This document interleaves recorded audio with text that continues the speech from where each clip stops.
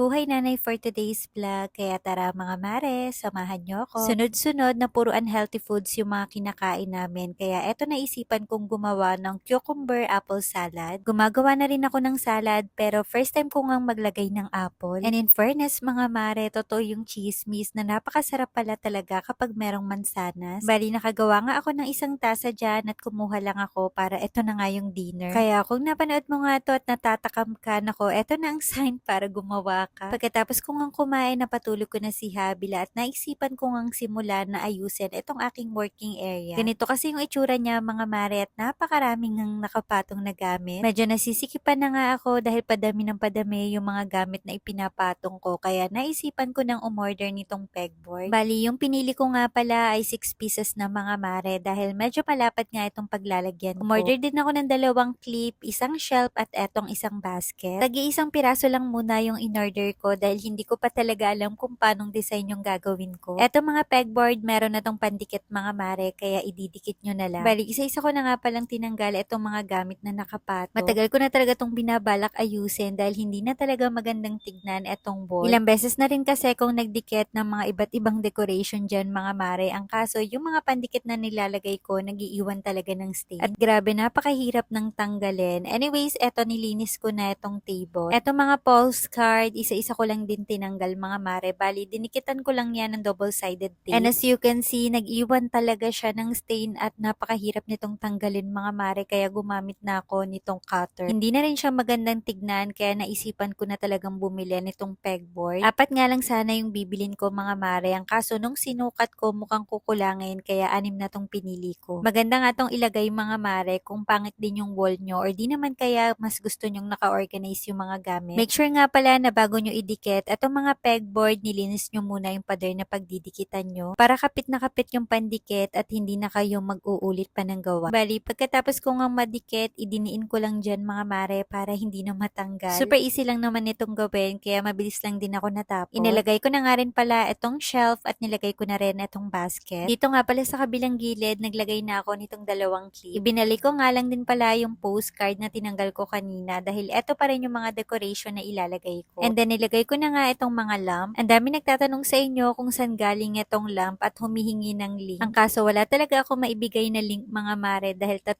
taon na nga sa akin to at nabili ko lang to sa Nobo. Anyways, nilagay ko na nga pala yung flower base at etong aking vintage mirror. Lumang-luma na nga itong mirror ko dahil 2018 ko pa yan nabili. Wala nga akong mahanap na ganyan sa orange app and sa black app. Kaya kahit hindi na nga maganda yung itsura, ako pinagtsatsagaan ko. Hindi ko kasi talaga ma-let go dahil napakaganda niya mga mare at wala talaga akong mahanap na katulad niya. Anyways, eto na nga yung naging itsura pagkatapos kong maibalik yung mga gamit. Nakukulangan nga ako ng decor dito sa table, kaya eto nag-check out na ako. Eto nga pala yung Nordic statue. Bali, meron na akong ganito mga mare nasa sala pero kulay white naman yun. At dahil gustong gusto ko nga itong kulay ng sandstone, eto na yung chineck out ko. Sobrang affordable lang nito mga mare, pero tignan nyo naman, napakaganda niyang ipang decor. Isinunod ko na nga rin palang buksan etong calendar na in-order ko. Wala kasi akong kalendaryo dito sa kwarto mga mare at lagi lang akong tumitingin sa phone. At dahil sobrang affordable lang nito, less than 20 pesos, eto't umorder na ako at 2 piraso na nga ito. Bali, ganito nga pala yung itsura niya. Maliit lang to mga mare, bagay na bagay lang to sa table. And ganito na nga yung itsura ng aking table setup mga mare pagkatapos kong maayos. O diba, mas gumanda at mas naging organized yung mga gamit. Pagkatapos ko dito sa table, eto't nag-unbox na ako. Bali, eto nga pala yung curtain rod. Umorder na ako nito nung nakaraan, ng kaso maliit yung size na napili ko, kaya eto umorder uli ako at mas malaki na. At dahil meron na ngang curtain rod, syempre dapat meron din hook. Transparent white nga pala itong color na pinili ko at meron na tong adhesive sa likod, so ididikit mo na lang. Sobrang affordable lang nito mga mare at ganito nga yung magiging itsura niya kapag nakadikit na. Bali, dito ko nga yan naisipan idikit dito sa aking cabinet. Hindi na rin kasi maganda yung itsura ng cabinet mga mare dahil dati pinagdikitan ko talaga yan ng sticker wall. Bali, yung foam nga yung dinikit ko dyan mga mare, as you can see, nag-iwan talaga siya ng mga marka. At kahit na pinturahan na namin, hindi na talaga siya matanggal. Anyways, pagkadikit ko nung hook, eto, in-unbox ko naman etong curtain na nabili ko. Last year ko pa nga ito nabili dahil binabala ko talagang palitan na ng kurtina yung nasa sala. Ang kaso ayaw nga ni Papa. Kaya para hindi nga masayang etong mga kurtinang nabili ko, dito ko na lang ilalagay sa kwarto. Bali, 7 feet nga pala yung haba nitong pinili ko at ganito yung itsura niya. Silver din tong hardware mga mare at ganito yung magiging itsura niya kapag nakalagay na. Sobrang excited na nga ako sa kakalabasan. Bali, dalawang kortina nga pala itong binili ko mga mare kaya dalawa rin itong ilalagay ko. Sobrang nagustuhan ko nga yung kinalabasan pagkatapos kong maglagay nitong kortina. Mas umaliwalas talaga at gumanda itong kwarto. Parang mas masarap na tuloy gumawa ng content dito. Char. Anyways, eto mga in-unbox ko, ilalagay ko sa comment section or sa yellow basket yung link. At yun na lang muna mga mare ang aking mini makeover dito sa aming kwarto. See you on my next vlog!